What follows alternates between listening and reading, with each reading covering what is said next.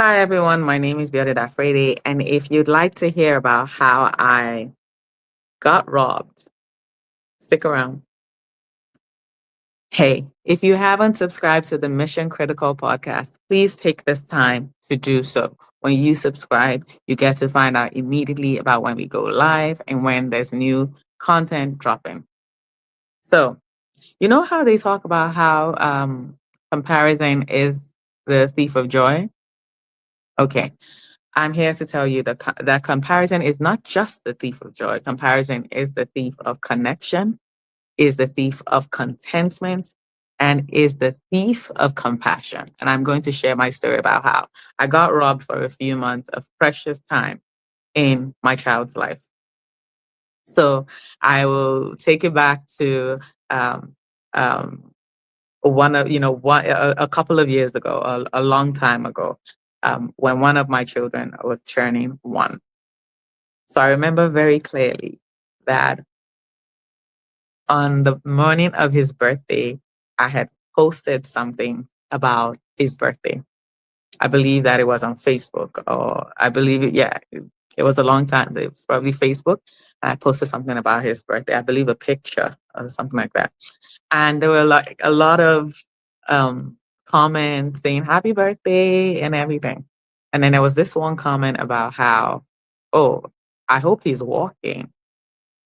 Is he walking yet? Because I hope he's working. He's old enough to be walking around right now. Remember what I said about there being a lot of comments, wonderful, beautiful comments. But for some reason, which is the way it works, my mind just went to that one question and it tunneled down on that question. Because guess what? He wasn't walking at the time. He wasn't walking at all. He was in the beginnings of trying to stand up or something like that. And I wasn't bothered because I hadn't seen any signs that I should be worried. I wasn't like that parent that used to stick with the milestone and say, oh, by 6 months, they should be opening their eyes. And I wasn't doing that. Is the child healthy? Yes, he is. Are his doctor's visits checking in? Yes, he is. Yes, they are. So that was it for me. I wasn't bothered about the rest. But from that day, oh gosh, my peace was stolen. It was gone. I was in torture. I was in torture. I was tortured, right? Every moment that I was looking at him, I was, just freaked out.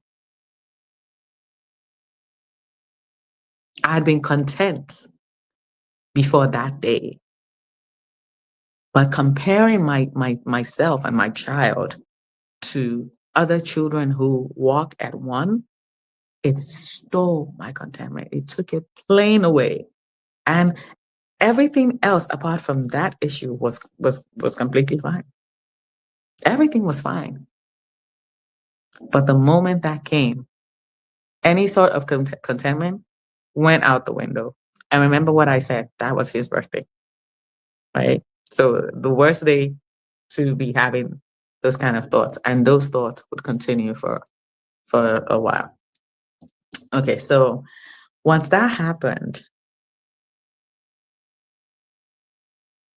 every time I looked at him, I was looking at him with the mindset of, why are you not walking yet? You need to hurry up and walk. You need to be quick and walk. And when he would toddle, in my mind, it would be like, why are you still toddling around? You should walk. You should stand up and walk. And I remember that sometimes I would like hold him up and be like, okay, let's walk together, like teaching him to walk. And children don't need that. Children don't need to be taught how to walk, right? So the compassion I would typically have for that situation, the walking matter, it was gone. Comparison stole the compassion that I had for my son, and the fact that, the fact that I knew he was all right and he would walk. My compassion for that was out of the window. Instead of that, it was replaced with impatience. I was so impatient. I would tell my husband, like, I don't know what's going on with him. Why is he not walking? Everybody else is walking. My husband, in true fashion, is like, he's okay. You'll be fine, you know. But for me, I was like, no, he has to walk. What is going on? He has to walk. And there I was worrying my head off. And, the child is like, no, of course, maybe just getting, because children, they feel these things, not fully understanding, but getting the vibe that their mom was suddenly not as compassionate as she would be about the fact that he was crawling around. And yes, that was what he was doing. He was crawling around. So there I was, contentment gone, compassion gone. Before then, I would sit with him and I would, we would just like play together on the mats. We used to have this rubber mats that like fit like puzzles in the house. That was like what was on the floor. So he could roll around, so we could roll around, right? At that point, I was even beginning to blame myself. Where was I rolling around with him too much? Right? I remember they would go to co-workers' houses, and in their houses, like they would have very little children, but they were already like books. There were books all around the house, right? And I would be thinking, oh my God, these people have libraries in their house. Their child is two. Yeah, I'm not even on my Zoom. Like, what is happening? Like, this is going crazy with this comparison thing. Before long, the connection that I had with my son in the times when we would just play with no worries, that was gone too. Comparing my child with other children. I remember that I started to get obsessed with like checking milestones, checking comments. I remember joining like parent Facebook groups, and someone would say, "Oh, my child is already counting up to 100, and he is maybe 14 months." It's just crazy stuff, and I would think, "Oh my God, I am so far back."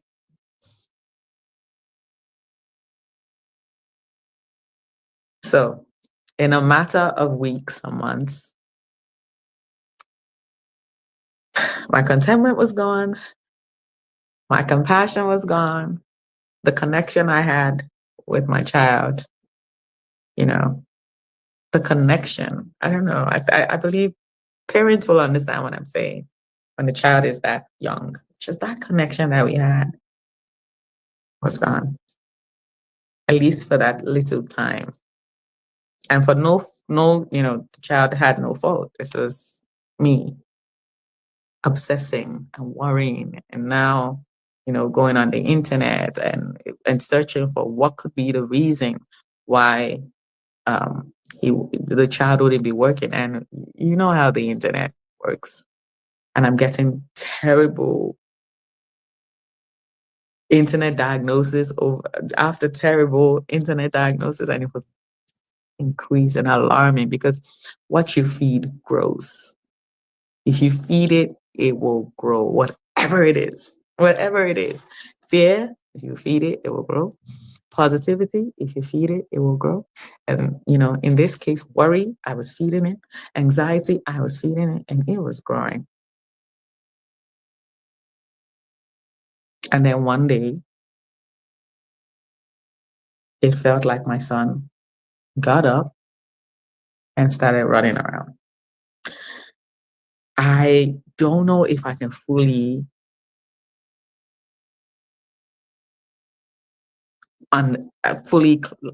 explain what I'm talking about. But my son didn't get up to walk. He got up and was moving with so much speed that we were now worried, because here we were having to suddenly start to move things around. We had not even factored in what would happen when he started to actually walk, and all the things in the way, and just what we needed to prepare, and the fact that we had entered, another time and what it meant. It was like the times that he was crawling around, months after he was on it, it was like they never happened. He was so fast, so strong. It was almost like God was like, "There you go, there you go." Right? And I promised myself that I would share this story. And I pray that this story will teach someone who in this season they're comparing themselves or what they have to what other people are saying that it should be. They're comparing their plant in its growing stage to somebody else's tree. God's time is the best. And in his time, he will bring it to pass. The thing about God's time is it's not just about how fast for him. In fact, it's never about how fast. It's about how well. It's not quantity if there is no quality. When he does, he does. And I think that was what I learned in that season. That if I allowed myself and the things that, surround me, if I constantly compared myself with other people, I would be proven unwise. Because the Bible tells us that. It said, he who compares, himself with others, is not wise. It's not a wise move to consistently compare yourself and the things that concern you with other people. Does that mean that we should not aspire for better? No. Does that mean that we cannot desire speed in our lives? No. It just means we must be careful not to compare. We must be careful to be objective. I wasn't objective because there were other comments there saying, happy birthday, God has done it. We can't believe it's been 12 months. Oh, it's so amazing. I could have focused on that. So it was also a lesson for me to learn how to focus my thoughts and emotions on the positive and not scramble after the one thing that was negative. And the person who made the comment probably didn't mean it in like a negative way. They just shared what they thought was right. So I don't hold it against them. It was up to me to say, no, this is not something I'm going to even focus on. Right. So I'm praying that this video, it blesses you, and that with this video, you will take a look at your environment and the things going on in your life.